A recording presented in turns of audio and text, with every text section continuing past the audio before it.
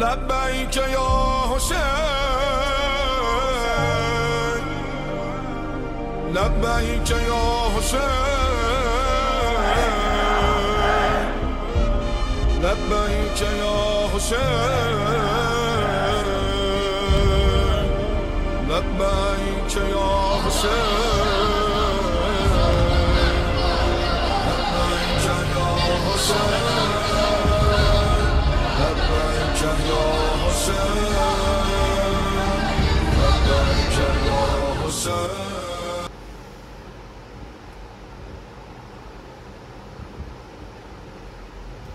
أعوذ بالله من الشيطان اللعين الرجيم بسم الله الرحمن الرحيم الحمد لله الذي علا في توحده ودنا في تفرده وجل في سلطانه وعظم في أركانه وآت بكل شيء علما وهو في مكانه وقهر جميع خلقه بقدرته وبرهانه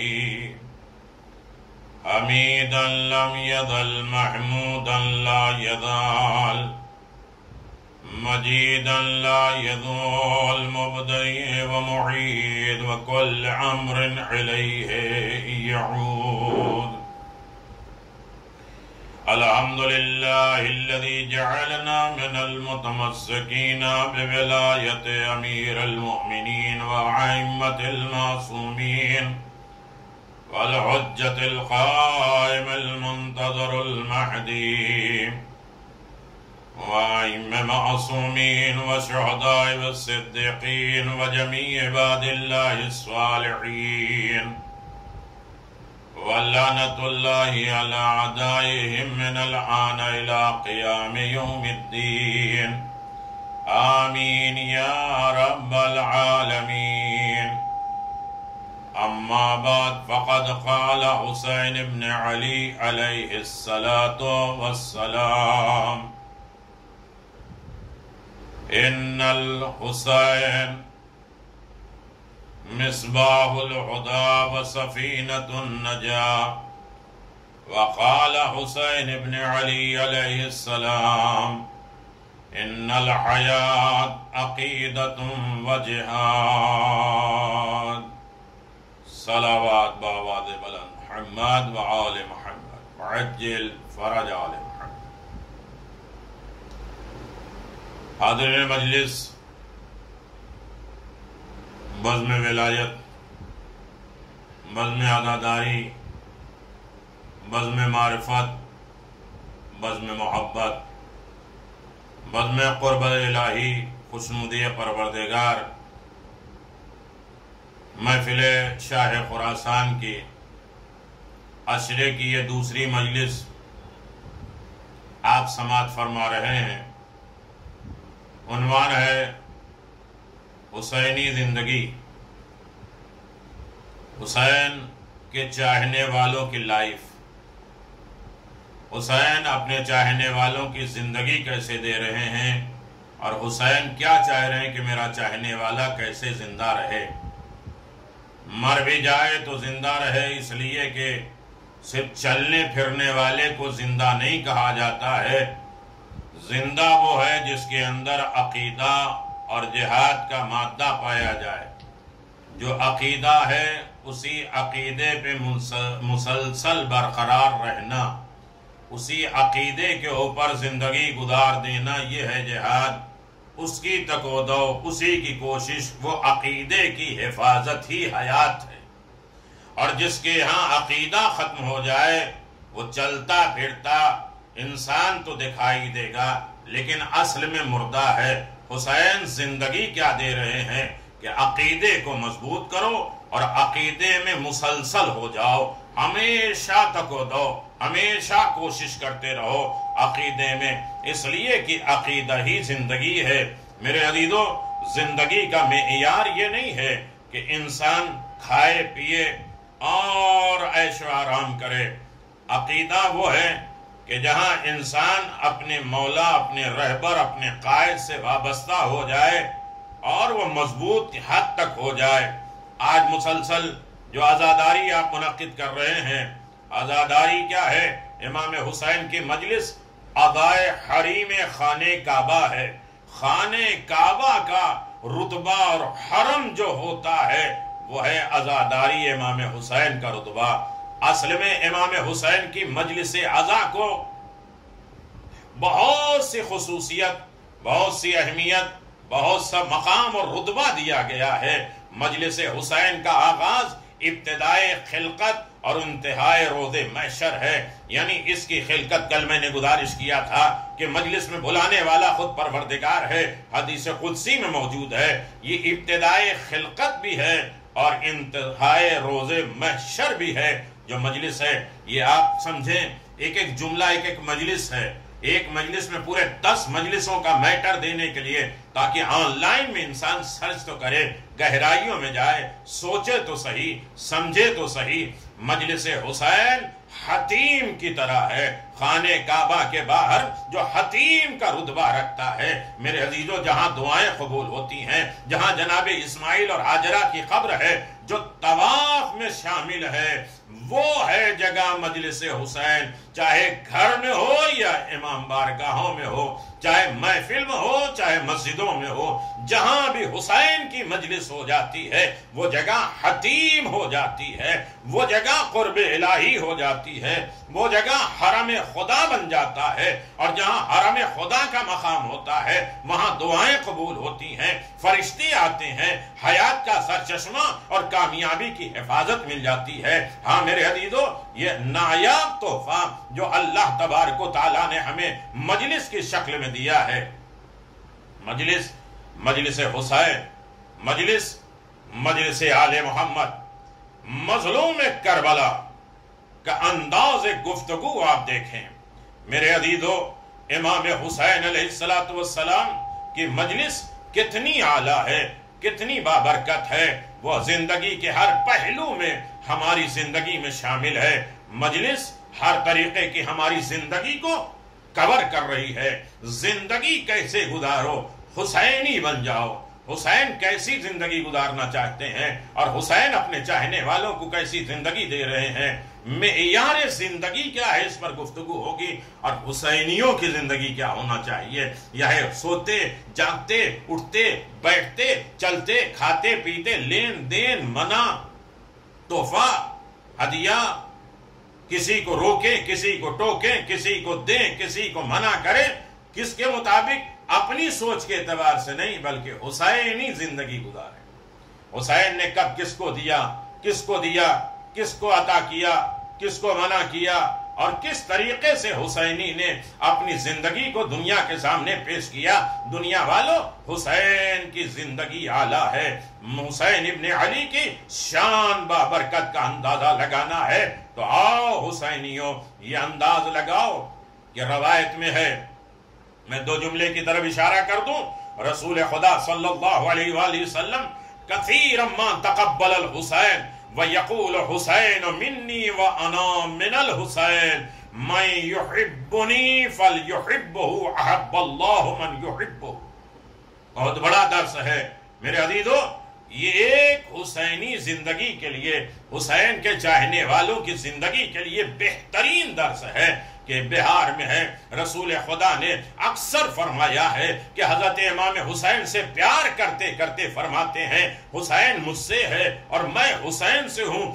جو مجھے دوست رکھے اسے چاہیے کہ وہ حسین سے دوستی کرے، اور جو اس سے دوستی کرے گا وہ اصل میں خدا سے دوستی کرے گا. تو اب حسینی زندگی کیا ہے میرے عزیزو کہ حسین سے محبت کرو، خدا تم سے محبت کرے گا، اور خدا محبت کرے گا تم آباد و شاد رہو گے. تمہاری زندگی یہی ہو کہ تم خدا سے محبت کرتے رہو. لیکن ایک جگہ پہ رسول خدا صلی اللہ علیہ وآلہ وسلم نے ارشاد فرمایا ہے کہ یاد رکھو، جو حسین سے محبت کرتا ہے وہ بھی جنتی ہے، جو حسین کے دوستوں سے محبت کرتا ہے وہ بھی جنتی ہے.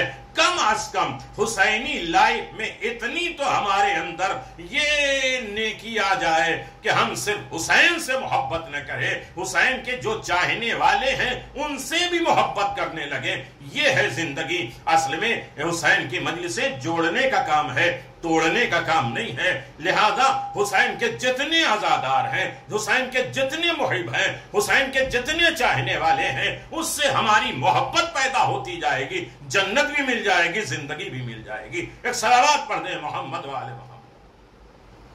تو لہذا ہم یہ نہ سوچیں کہ اس سے ہمارا اختلاف ہے، ہمارا انبن ہے، ہمارا آنا جانا بند ہے۔ نہیں، یہ سوچو کہ یہ حسینی ہے، حسین کا چاہنے والا ہے، حسین کا ماتمدار ہے، حسین کا عزادار ہے، لہذا ہمارا حسین نے یہ زندگی سکھائی۔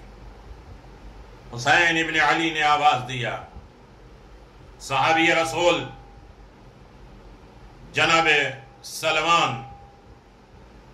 سلمان رضی اللہ، ایک روز امام حسین علیہ السلام زانو اقدس رسول خدا پہ بیٹھے ہوئے ہیں، اور بیٹھے ہونے پہ حضرت پیغمبر اسلام اپنے بیٹے کی پیشانی کے بوسے لے رہے ہیں۔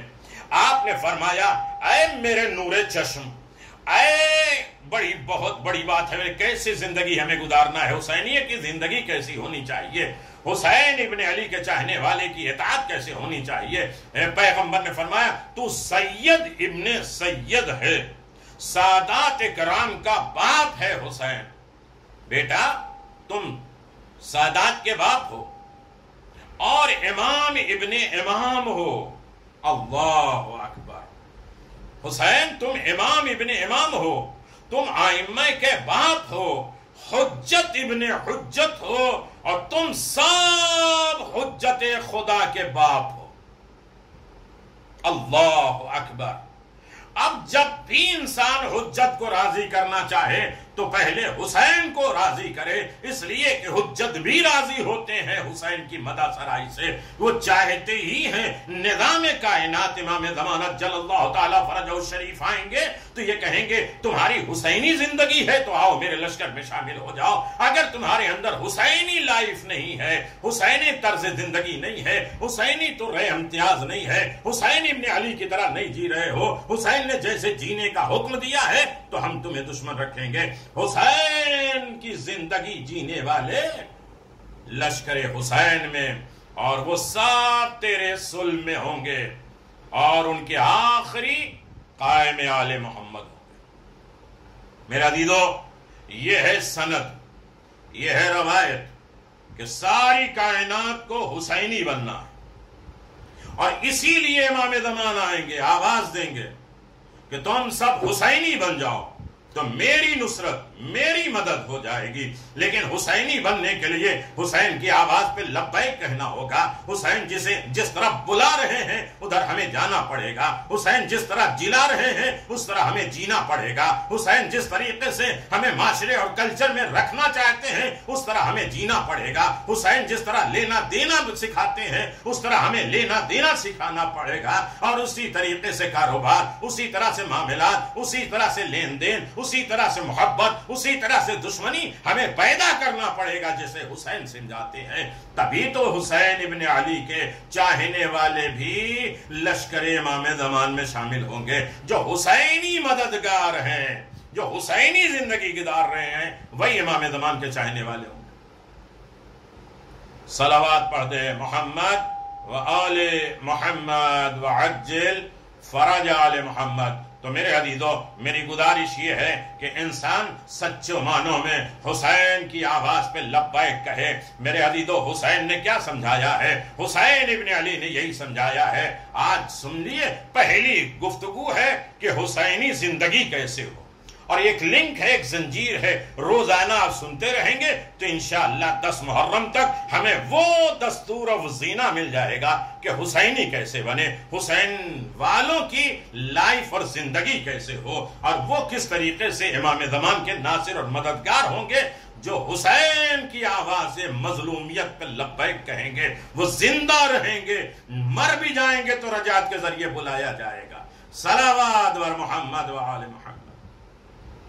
دیکھیں ہمارا وہ نہیں ہے کہ ہم 4 واقعات پڑھ کے اسی طرف گھمائیں یا یہ کہ یہ اس کا فائدہ، یہ اس کا یہ فائدہ یہ کہیں. ہماری ایک ایک لفظ پہ ایک ایک اشرے ہوں گے، اور اگر توجہ ہوگی تو ایک ایک بات پہ ایک ایک مجلس ہوگی اور سننے والے اس کی طرف متوجہ ہوں گے. میرے عزیزو، حسینی لائف، حسینی زندگی کیسے ہوگی کہ جو امام زمان کے چاہنے والے بن جائیں گے. امام زمان بھی آواز دیتے ہیں، ہمیں لبیک کہنا ہے. حسین نے جس طرح بلایا ہے اسی طرح امام زمان نے بلایا ہے. جو حسینی ہوگا، حسینی زندگی جیے گا، وہ ہماری آواز پہ لبیک کہے گا. امام عصر مظلوم، ان کے لیے دعا اور ان کی مدد کے مترادف ہے. امام زمان کے لیے دعا کرنا اصل میں ان کی مدد ہے. یہ کسی پہ پوشیدہ اور خفی اور چھپی نہیں ہے کہ عقل و نقل سے یہ بات ثابت ہے کہ مظلوم کی مدد کرنا حسن ہے، اچھا ہے، نیکی ہے. بہار میں ملتا ہے کہ امام صادق علیہ السلام نے فرمایا خدا مومن کو یار رکھتا ہے، دوست رکھتا ہے اس وقت تک جب تک مومن اپنے مومن بھائی کی مدد کرتا رہے. اب سمجھ میں آیا کہ حسینی لائف یہ ہے کہ حسین سے صرف محبت نہ ہو بلکہ حسینیوں سے محبت ہو جائے، مومن سے بھی محبت ہو جائے، مومن کا بھی مددگار بن جائے تو اصل میں حسینی لائف شروع ہو گئی ہے. میرے بچوں کو کیوں آپ دیکھتے ہیں؟ آپ کے گھر والے اپنے بچوں کو کیوں دیکھتے ہیں؟ اپنے ماں باپ کی خدمت کیوں کرتے ہیں؟ اپنے گھر والوں کی حفاظت کیوں کرتے ہیں؟ ان کے لیے اہتمام کیوں کرتے ہیں؟ ان کے لیے کمانے اور محنت اور جاب کیوں کرتے ہیں؟ روزی روٹی کا انتظام کیوں کرتے ہیں؟ اس لیے کہ مومن ہے اور مومن کے فرض میں ہے کہ ایک دوسرے کی مدد کرے. اس لیے کہ حسین نے سمجھایا ہے کہ تم مومن کے اعتبار سے جڑو، عزادار ہونے کے اعتبار سے جڑو اور حسینی بن کر جڑو تاکہ زندہ رہو، تمہارا عقیدہ بھی مستحکم رہے. ماں باپ کی خدمت یہ عقیدہ ہے، گھر والوں کی حفاظت یہ عقیدہ ہے، گھر والوں کے اخراجات پورا کرنا یہ عقیدہ ہے، اپنے دین پہ قائم رکھنا یہ عقیدہ ہے. اور عقیدہ ہی اصل میں زندگی ہے اور اسی پہ مسلسل چلنا یہ جہاد ہے. ایک صلوات پڑھ دیں محمد و آل محمد. آپ سے روایت ہے چھٹے امام نے فرمایا جو مومن کسی مظلوم کی مدد کرتا ہے یہ کام 1 ماہ کے روزے اور مسجد الحرام کے اعتکاف میں بیٹھنے سے زیادہ ہے کہ دیکھو وہ عزادار ہے، حسین کا چاہنے والا ہے، جیو تو حسین کی طرح. نہ دیکھو کہ میرے قبیلے میں ہے، میرے قافلے میں ہے یا نہیں، بلکہ یہ دیکھو کہ ضرورت مند انسان ہے یا نہیں. اب ہر کے پورے لشکر کو پانی پلا دو، حسین کے بچے پیاسے رہیں تو رہیں. لہذا نصرت، مدد، مظلوم کی حمایت ہمارے لیے فرض ہے کہ ہم حسینی بنیں. جو شخص اپنے مظلوم بھائی کی مدد کرنے کی قدرت رکھتا ہے اور اس کی نصرت کرے تو خدا ایسے شخص کو دنیا اور آخرت میں مدد کرے گا. اور میرے عزیزو، یعنی خدا کی مدد مسلسل 5 سال سے جو اشرے میں آپ کی خدمت میں پڑھ رہا ہوں، خدا کی نصرت اور بندوں کی نصرت خدا کی. یا ایھا الذین آمنوا ان تنصروا اللہ ینصرکم، اگر تم خدا کی مدد کرو گے تو خدا تمہاری مدد کرے گا. یعنی اگر انسان قدرت رکھتے ہوئے، طاقت رکھتے ہوئے، حالات رکھتے ہوئے بندہ مومن مظلوم مومن کی مدد کرے گا تو اس کے دنیا اور آخرت میں خدا مدد کرے گا. امام نے فرمایا جو شخص کسی کی فریاد کو پہنچے، اس کے غم کو دور کرے اور اس کی حاجت پورا کرے تو خدا کے نزدیک ایسے فرد کے لیے بہترین ہے 72 نیکیاں جو اس کے لیے مددگار ہوگی. ہاں میرے عزیزو، میں گزارش یہ کر رہا ہوں کہ مومن کیا ہے، مومن کا مقام کیا ہے، مومن کا رتبہ کیا ہے اور مومن کس منزل پر ہوتا ہے، مومن کے لیے کیا عذاب ہے اور مومن کے لیے کیا سزا ہے. حسین ابن علی کی زندگی، حسین ابن علی کا مقام. پہلی محرم میں بیدار کر رہا ہوں میرے عزیزو.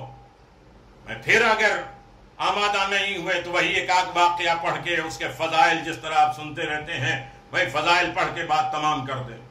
ہمیں حسینی لائف جینا ہے، حسینی زندگی. حسین بلائیں تو آ جاؤ. اور آج بھی کانوں میں یہ آواز گونج رہی حال من ناصر ینصرنا. حسین ایک میدان کے لیے نہیں بلا رہے ہیں، ہر میدان میں بلا رہے ہیں حسین. نماز کی طرف حسین بلا رہے ہیں, روزے کی طرف حسین بلا رہے ہیں, مومن کی مدد کے لیے حسین بلا رہے ہیں, حج بیت اللہ کی طرف حسین بلا رہے ہیں, جہاد و خمس کے لیے حسین بلا رہے ہیں, امر بالمعروف نہی منکر کے لیے حسین بلا رہے ہیں, اور یہاں تک کہ تولا و تبرہ کے لیے بھی حسین بلا رہے ہیں. کوئی چیز لو حسین سے, کوئی چھوڑ دو, یہ زندگی نہیں ہے. زندگی یہ ہے کہ حسین جن جن چیزوں کی طرف بلاتے جائیں, ہر ایک پہ ہمیں لبیک کہتے جائیں. صلوات بر محمد و آل محمد. اللہم صلی علی محمد و آل محمد. آغاز ایام ادائے حسینی ہے. اول محرم الحرام حزن و غم کا مہینہ کا پہلا دن ہے, جس میں اہل بیت علیہ السلام اور تمام انبیاء اور فرشتے, شیعہ اور تمام چاہنے والے غمگین ہوتے ہیں, غمزدہ ہوتے ہیں. امام حسین علیہ السلام نے پہلی محرم بنی مقاتل نامی جگہ پر نزول فرمایا. امام حسین علیہ السلام وہاں اترے. توجہ کریے گا میرے عزیزوں, حسینی لائف کیا ہے, حسینی زندگی کیا ہے, حسین کیسا ہمیں جینا اور زندگی دینا چاہتے ہیں, ہمیں کیسا جلانا چاہتے ہیں حسین ابن علی.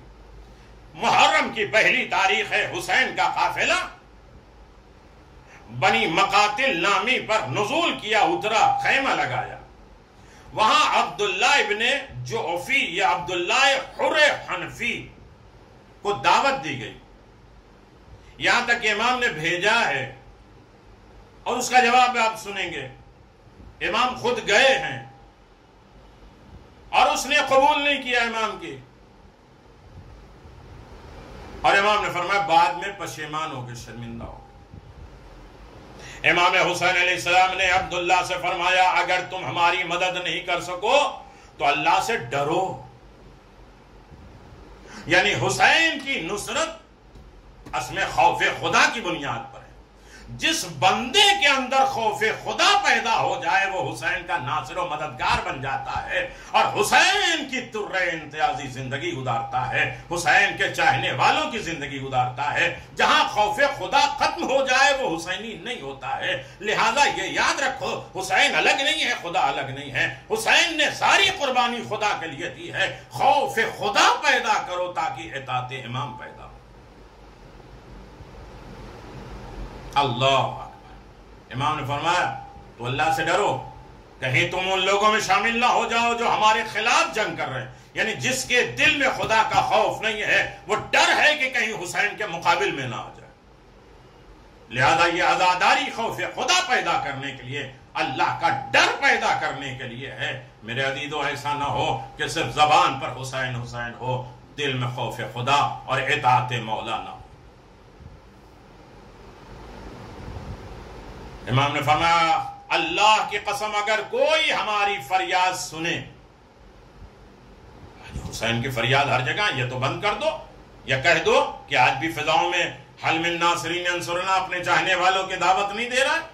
حسین ابن علی نے کہا ہماری فریاد سنے اور ہماری مدد نہیں کرے, ہماری آواز پہ لبیک نہیں کرے, ہمارے لشکر میں شامل نہ ہو, ہماری طرح زندگی نہ گزارے, جیسی میں نے کہا ہے ویسی زندگی نہ گزارے, تو اللہ اس کو جہنم میں منہ کے بل گرا دے گا.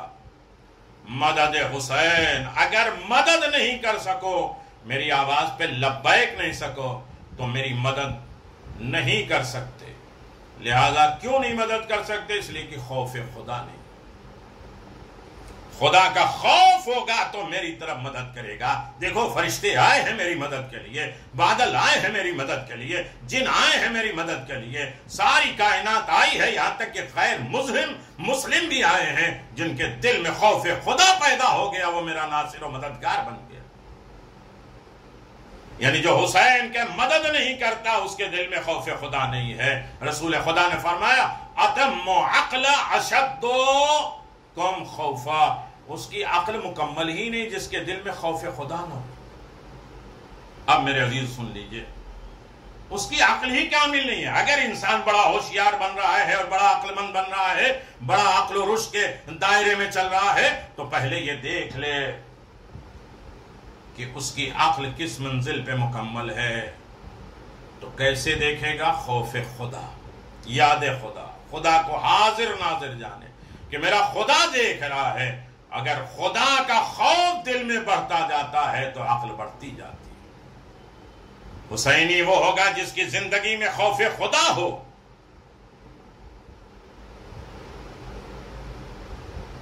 جتنا زیادہ خوف خدا ہوگا اتنا حسینی بنتا جائے گا۔ میرے عزیزوں، کوئی معیار اور سکہ نہیں ہے، خوف خدا بن جائے تو حسینی بن جائے گا۔ ایک بازار میں ایک جوان گر گیا، بے ہوش ہو گیا۔ سب لوگ آمادہ ہیں اسے جگانے کے لیے، ہوشیار کرنے کے لیے، اس کے ہوش میں نہیں آ رہا ہے۔ سلمان فارسی گئے ہیں، اور سلمان فارسی سے جب لوگوں نے کہا کہ یہ بے ہوش ہو گیا ہے، اسے جگا دو، اسے بیدار کر دو، تو سلمان فارسی نے اس کے لیے دعا کی، اے بندے خدا اٹھ جاؤ۔ جب اٹھ گیا تو سلمان فارسی نے پوچھا، کون سی ایسی بات ہے جسے تم نے اتنے اندر اپنے دل میں بٹھا دیا ہے کہ ڈر گیا، خوف زدہ ہو گیا اور بے ہوش ہو گیا؟ سلمان فارسی نے کہا، ادھر سے آگ کی بھٹی، لوہے کا کاروبار ہو رہا ہے جس میں آگ جلائی جا رہی ہے اور لوہا پیٹا جا رہا ہے۔ میں یہ سوچ رہا تھا کہ کس طریقے سے لوہا اور آگ کی سختیوں سے ہم اپنے آپ کو بچا پائیں گے۔ سلمان نے کہا، اتنی خوف تمہیں؟ کہا ہاں خوف ہے۔ تو آواز دیا کہ یاد رکھو آج سے ہماری دوستی۔ حسینی بن گیا۔ سلمان نے اسے اپنا دوست بنا دیا جس کے دل میں خوف خدا اور عذاب پروردگار کا خوف پیدا ہو گیا۔ سلمان نے کہا، اب ہم تمہیں نہیں چھوڑیں گے، تم میرے دوست۔ سنو گے میرے عزیزوں، کافی دن زندگی گزرتے گزرتے ایک دن اسی شخص کو موت کا فرشتہ آیا ہے، ملک الموت آئے ہیں روح قبض کرنے کے لیے۔ تو اب سلمان فارسی، حسین کے چاہنے والے، رسول کے مطیع فرما بردار، حسینی زندگی گزارنے والے سلمان، کیوں رسول خدا سلمان سے محبت کرتے تھے؟ جو حسین سے محبت کہتے ہیں ملک الموت۔ سلمان نے کہا، ہے بندے خدا، میں تمام مومن افراد کے لیے یہ دعا کرتا ہوں کہ موت کی سختی سے اسے بچاؤ۔ سختی سے اسے حساب نہ لینا، موت نہ نکالنا، روح نہ نکالنا۔ اس ملک الموت نے کہا کہ سلمان، ملک الموت بھی سلمان سے بات کر رہا ہے، حسینی زندگی ہو جائے نا تو زندگی ہے، عقیدہ اتنا مضبوط ہو جائے تو عقیدہ ہی تو حیات ہے، اسی عقیدے پہ مسلسل چلتے رہنا یہی تو جہاد ہے، اور یہی حسین ابن علی کے چاہنے والوں کا عمل ہے۔ اور وہ ملک الموت آواز دیتے ہیں کہ تمہیں معلوم ہے تمام مومن کے لیے ہم مہربان بھی ہیں، شفیق بھی ہیں، آسانی سے روح قبض بھی کرتے ہیں، اس لیے کہ اس کے اندر خوف خدا پایا جاتا ہے۔ حسین کی ضرورت خوف خدا رکھنے والوں کو۔ حسین کو کس کی ضرورت ہے؟ خوف خدا۔ برداشت نہیں کریں گے۔ کتنا خوف خدا پتھر بھی رکھتے ہیں جو 40 دن حسین پہ گریا کرتے ہیں۔ ایک نبی کا گزر ایک پہاڑ کی طرف سے ہوا، پہاڑ سے پانی بہ رہا ہے۔ نبی نے پوچھا یہ پانی کیا ہے؟ تو پہاڑ بولا کہ خوف خدا میں میرے آنسو ہیں۔ نبی نے دعا کی، اے میرے پروردگار، اے میرے خالق، اے میرے مالک، اس کو عذاب قبر سے بچا لے، اسے جہنم کی آگ سے بچا لے، اس لیے کہ انسان اور پتھر آگ کے ایندھن بنیں گے، اللہ نے وعدہ کر لیا۔ بس میرے عزیزو، اسی بات کی طرف مجھے لے جانا تھا کہ حسینی کیسا ہوتا ہے۔ آؤں گا فضائل کے اوپر بھی آؤں گا، اور یہ سب فضائل آل محمد ہے، سب خیبر خندق فضائل نہیں ہے، یہ ساری فضیلتیں جو ان کے علاوہ کوئی کر نہیں سکتا، انہوں نے کس طریقے سے زندگی گزارنے کے اصول بتائے ہیں، قوانین بتائے ہیں، لا بتائے ہیں، طریقہ بتایا ہے زندگی کیسے جیو۔ عزیزو، نبی کا پھر گزر ہوا، پھر پہاڑ سے پانی، کہ اب کیوں رو رہے ہو؟ خدا نے تو وعدہ لے لیا ہے کہ تجھ پہاڑ کو آگ میں نہیں ڈالیں گے۔ کہ اس وقت میں خوف خدا میں رو رہا تھا، اب میں شکر خدا میں رو رہا ہوں۔ یہ آنسو خوف کی وجہ سے نہیں ہے، شکر الہی کی بنیاد پر ہے۔ اس کا مطلب یہ ہے کہ جو حسینی ہو جاتا ہے اس کے اندر خوف بھی ہوتا ہے، شکر پروردگار بھی ہوتا ہے۔ کہاں کہاں خوف زدہ ہونا ہے اور کن کن منزلوں پہ شکر کرنا ہے۔ حسینی زندگی یہ نہیں ہے کہ وہ ناشکرہ بن جائے اور بے خوف بن جائے۔ حسینی زندگی یہ ہے کہ وہ خوف کے بھی دائرے میں رہے اور شکر کے ماحول میں بھی رہے۔ اب یہ میرا موضوع نہیں ہے شکر اور خوف، لیکن ایک عمل ہے کہ انسان اپنے گھر میں، اپنے معاشرے میں، اپنے کلچر میں، اپنے دوست یار رشتہ دار قرابت دار حقوق میں خوف خدا بھی رکھے، شکر الہی بھی رکھے۔ اگر یہ منزل ہو گئی ہے تو انسان ہر منزل پہ آسانی زندگی گزار سکتا ہے۔ حسین ابن علی نے کہا ایسی ہی زندگی مجھے چاہیے جو میرے چاہنے والوں کی زندگی ہو جائے۔ ہاں میرے عزیزو، اگر حسین ابن علی کی زندگی گزارنا چاہتے ہو، حسین کے بتائے ہوئے قانون کے مطابق زندگی گزارنا چاہتے ہو، تو زیارت میں کھڑے ہو کے کہتے ہیں بے ابی انتم و امی طبتم و طابت الارض التي فيها دفنتم وفزتم فوزا عظیما فیا لیتنی کنت معکم فافوز فوزا عظیما۔ بس میرے عزیز و فکر کے لیے ایک ہی لفظ کافی ہے۔ اس آخری جملے پر اگر انسان سچی نیت خلوص کے ساتھ زبان پر لائے تو کامیاب ہو جائے گا۔ مسئلہ یہ ہے کہ ہم کہہ تو دیتے ہیں، سنتے اور سمجھتے نہیں۔ حسین میرے ماں باپ آپ کے اوپر قربان ہو جائیں، آج کی مجلس میں یہ ہے، یہ سمجھ میں آ جائے تو ہر انسان کہے گا ہاں یہ مجلس ہے، نہ سمجھ میں آ جائے تو یہ سوچے گا۔ میرے عزیزو، ہر آدمی کہتے ہیں میرے مال، میری دولت، میری زندگی، میری عزت، میرے ماں باپ سب حسین کے اوپر قربان ہو جائیں۔ تو قربانی کی شرطیں کیا ہیں؟ 11۔ پہلی شرط ہے کہ ابھی بقرعید گئی ہے، پہلی شرط ہے کہ جسے قربان کرنا ہے وہ بے عیب ہو، اس کے اندر کوئی عیب نہ ہو، ہاتھ کٹے نہ ہو، دانت ٹوٹے نہ ہو، اندھا نہ ہو، لنگڑا نہ ہو، یعنی جس میں کوئی عیب نہ ہو وہ قربانی قبول ہے۔ اب فرش عزا پہ بیٹھ کے ہم یہ دیکھ لیں کہ ہمارے اندر کتنے عیب پائے جاتے ہیں، اور جب ہمارے اندر عیب ہی عیب ہیں، نقص ہی نقص ہیں، ہم کسی کی اچھائی سن نہیں سکتے، ہم کسی کی مدد کر نہیں سکتے، ہم کسی کے بارے میں اچھا سوچ نہیں سکتے، ہم کسی کے بارے میں اچھا خیال کر نہیں سکتے، دوسروں کی باتیں اور تعریفیں سن کر جل جاتے ہیں، یہ سارے نقص اور عیب ہیں، تو پھر کیسی قربانی؟ جب عام جانور اسماعیل کے لیے جانور میں نقص اور عیب ہو تو قربانی قبول نہیں ہے، تو حسینی زندگی گزارنے والوں کے اندر کتنے عیب پائے جاتے ہیں، تو حسین کیسے قربانی برداشت کر لیں گے اور قبول کر لیں گے؟ صلوات بر محمد و آل محمد۔ تو میرے عزیزو، سچی الفت، سچی محبت، سچی نیت، خلوص کے ساتھ زبان پہ یہ جملہ ہو کہ حسین میرے ماں باپ آپ کے اوپر قربان ہو جائے، میری زندگی قربان ہو جائے۔ تو میرے عزیزو، زبانی تو سب نے دعویٰ کیا، باتیں آئیں گی، حسینی زندگی گزارنے کے زبان کے سب کے دعوے ہیں، دلی اعتبار سے، قلبی اعتبار سے بھی ہے، عملی اعتبار سے ہے یا نہیں؟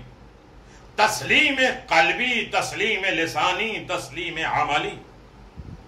کتنے دشمن ہیں جو زبانی اعتبار سے حسین کو دوست رکھ رہے ہیں۔ سنو گے، ریان ابن شبیب کی حدیث ہے، شہداء کربلا کے ثواب میں شریک ہوگا، لیکن وہ لوگ کتنے بدقسمت ہیں، شہداء کربلا میں وہ شریک ہوگا، حسین کے لشکر میں وہ شریک ہوگا، حسینی زندگی وہ گزارے گا جس کے اندر صدق ہو، نیکی ہو، خلوص ہو، دکھاوا اور ریاکاری کے لیے کوئی عبادت نہ کرے۔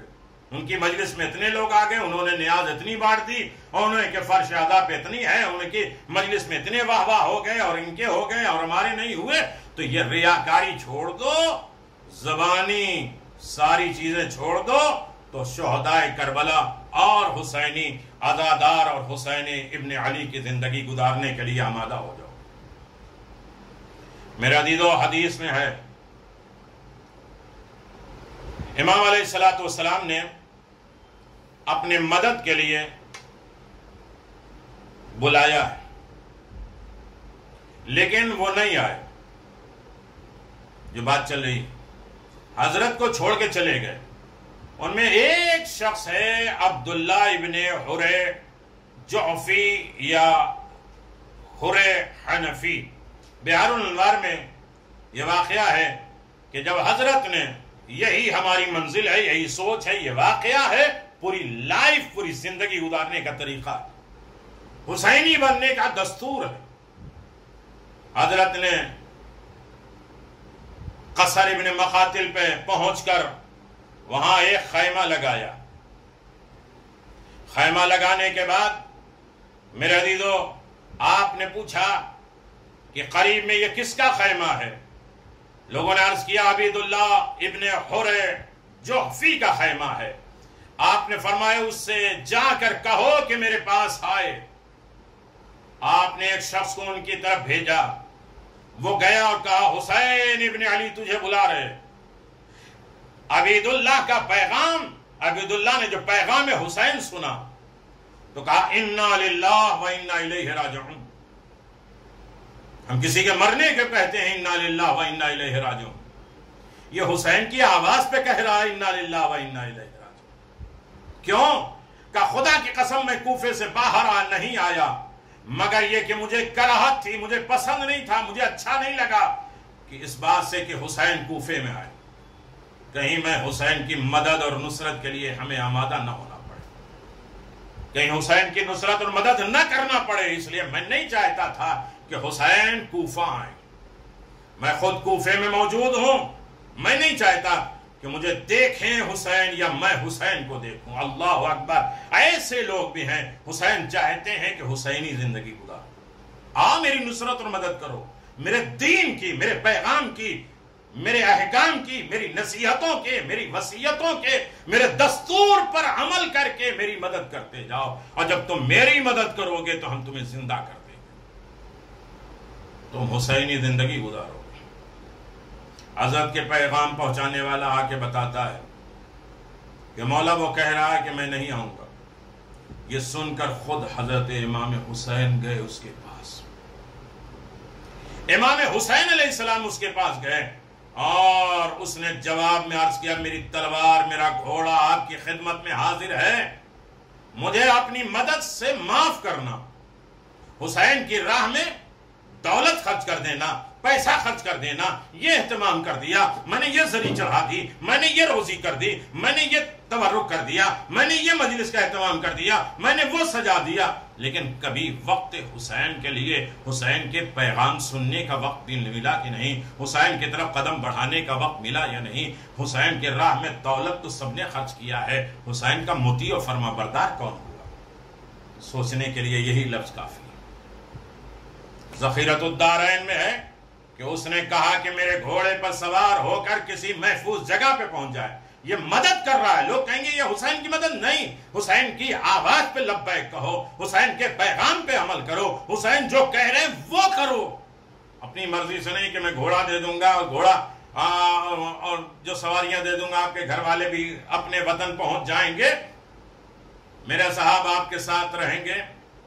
حضرت نے فرمایا جب تو نے خود مدد کرنے سے انکار کر دیا تو تیرے گھوڑے اور تلوار کی مجھے کوئی ضرورت نہیں۔ حسین مجبور ہے؟ مجبور نہیں ہے، حسین چاہتے ہیں کہ یہ سب میری طرح سے زندگی گزارے، میرے احکام کے مطابق زندگی گزارے، حسینی بن کر زندہ رہیں، حسینی لائف رہے ان کی زندگی میں، تاکہ صرف امام بارگاہوں تک یہ حسینی نہ رہے، اپنے گھروں اور بازار اور کاروبار میں بھی حسینی بنا رہے۔ یہ ایک مجلس 10 مجلس کے برابر ہے۔ سوچنے والے اسے پورا عشرہ بنائیں۔ چند آدمی سن رہے تھے، کہتے کہ ہم لوگ یہ 10 مجلس پڑھیں گے اس پر، جو علماء کا مجمع ہے یہ مجلس میں جو بیٹھے ہیں۔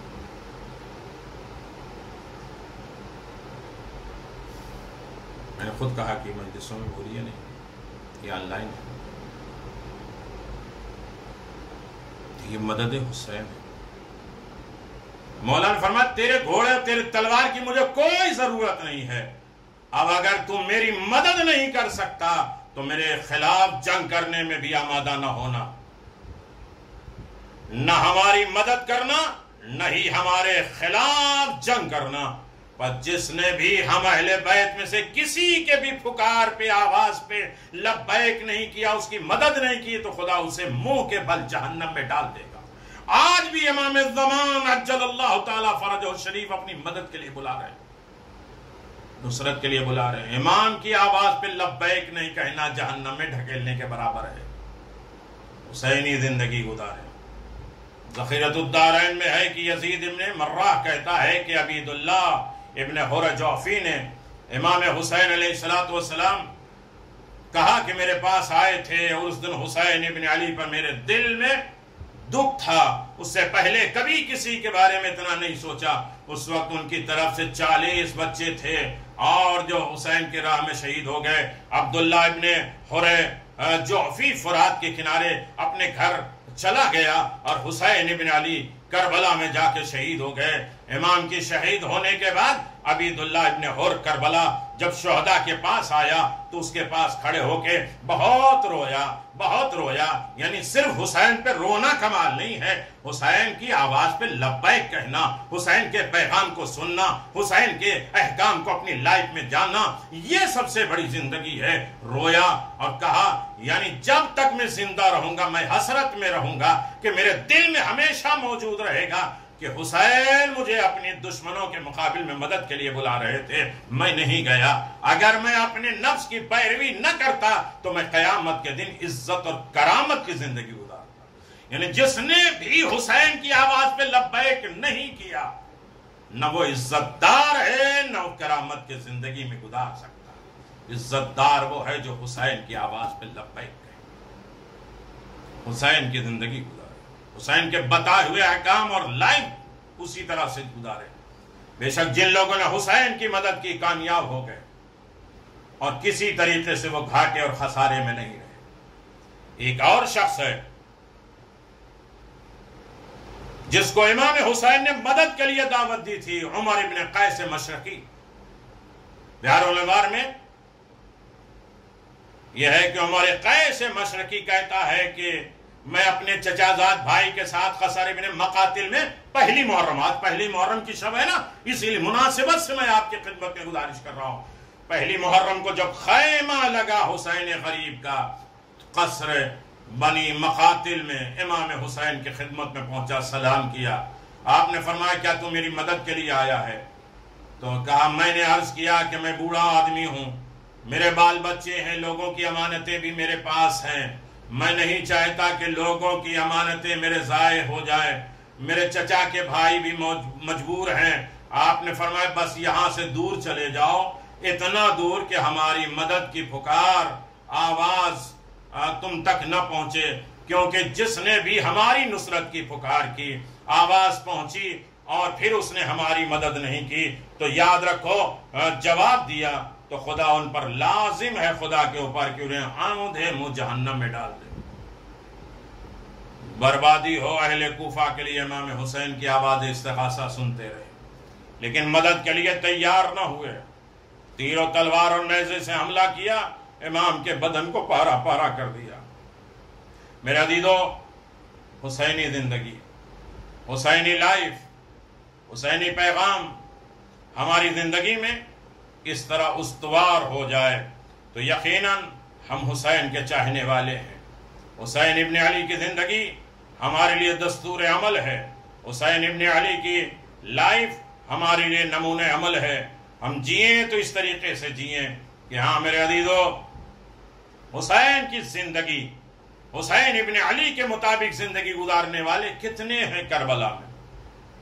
جناب مسلم ابن عقیل گرفتار ہو چکے، حضرت مسلم نے فرمایا ابن زیاد سے اگر تو مجھے قاتل کرنے کا قصد کر ہی لیا ہے تو کسی شخص کو میرے طرف، میری قوم سے، جو میری قوم سے ہو میرے پاس بھیجو تاکہ میں اسے کچھ وصیتیں کر سکوں۔ حسین کی زندگی، حسین کیسی زندگی دینا چاہتے بس اس شقی نے عمر سعد کو حکم دیا۔ عمر سعد حضرت مسلم کے قریب آیا اور کہا جو وصیت ہو بیان کرو۔ جناب مسلم نے کہا ہے عمر سعد تو ہماری قوم سے ہے، تجھے لازم ہے کہ میری وصیت کسی پر ظاہر نہ ہو۔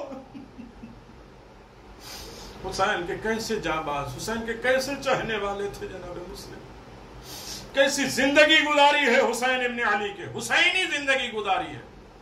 بہادر مسلم، شہادت نہیں پڑھنا ہے، آمادہ ہو جاؤ غم حسین میں، حسین کے راہ میں آنسو، حسینی زندگی گزارو۔ میری وصیت کسی پر ظاہر نہ کرنا۔ ان میں سے ایک یہ ہے، جب سے میں اس شہر میں آیا ہوں 700 درہم کا قرض دار ہو گیا ہوں۔ حسینی زندگی یہ ہے کہ مر رہے ہو تو قرضہ کسی کا نہ، کسی کا حق نہ ہو تمہارا۔ دیکھنے کیسے حسینی زندگی ہے، بیلنس لائف، حسینی لائف، حسین کے چاہنے والوں کی زندگی اور لائف۔ میں 700 درہم کا قرض دار ہو گیا ہوں، لازم ہے کہ میرے قتل ہونے کے بعد میری تلوار اور زرہ بیچ کر میرا قرض ادا کر دینا، تاکہ میں مقروض نہ رہوں۔ میں حسین کا سفیر، دوست، چاہنے والا ہوں۔ حسین کے بتائے احکام پر مجھے زندگی گزارنا ہے۔ دوسری وصیت میری یہ ہے کہ میرے قتل ہونے کے بعد میرے لاش ابن زیاد سے طلب کر کے دفن کروا دینا۔ آئے مسلم کا لاشا گلیوں اور کوچیوں میں گھسیٹا جا رہا ہے، پیر میں رسی باندھی جائے۔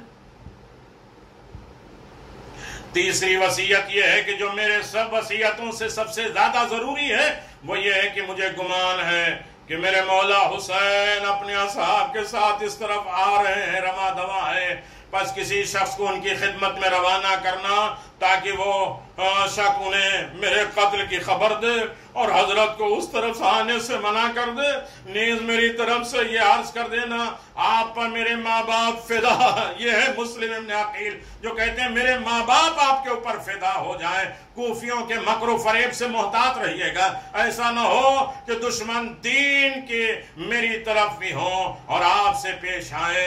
اور جس طرح میرے ساتھ پیش آئے، سب نے خط لکھا تھا، سب نے بلایا تھا، حسین کا چاہنے والا بن کے بلایا تھا، لیکن حسینی زندگی نہیں تھی، حسین کے بتائے ہوئے مطابق زندگی نہیں گزار رہے تھے۔ ہاں میرے عزیزو سنو گے، بس عمر سعد یہ سن کر عمر سعد ملعون نے حضرت مسلم کی تمام وصیتوں پر ابن زیاد بن نہان سے بیان کر دی ہے۔ ابن زیاد نے عمر سعد سے کہا ان کی زرہ و تلوار سے ہمیں کچھ مطلب نہیں ہے، لے جاؤ اور بیچ کے ان کے قرضہ ادا کر دو، اور قتل مسلم کے بعد لاش کو بھی تجھے اختیار ہے کہ لے جا کے دفن کر دینا۔ جو کچھ بھی مسلم نے حسین ابن علی کے لیے کہا ہے میرے عزیزو سنو گے، نہ آنے کے بعد کہا یہ نہ ہوگا اور ان کو کسی اور کی طرف نہیں جانے دیں گے، ان کو بھی مسلم کی طرح قتل کر دیں گے۔ پس حضرت مسلم نے امام حسین کے بارے میں ابن زیاد کا کلام تو بہت سنا اور بہت روئے اور فرمایا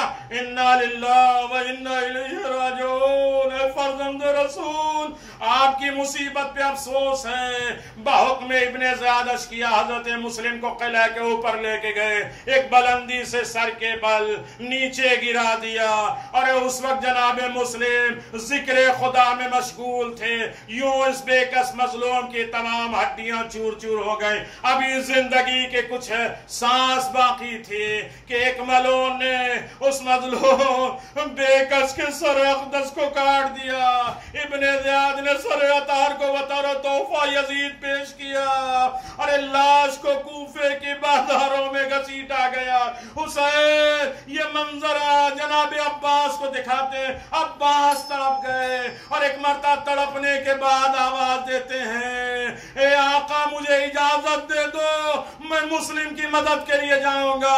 حسین نے کہا ذرا نیچے دیکھو۔ اب جو نیچے دیکھا تو ایک برقع پوش بی بی کو دیکھا، کہا یہ کون ہے؟ کہا یہ میری ماں فاطمہ زہرا ہے جو اپنے دامن کو پھیلائے ہوئے آواز دے رہی ہیں آؤ مسلم آؤ، میں تمہارے استقبال کے لیے آ گئی، تم حسینی لائف جی رہے ہو۔ الا لعنت اللہ علی قوم الظالمین سیعلم الذین ظلموا أی منقلب ینقلبون. ماتم حسین.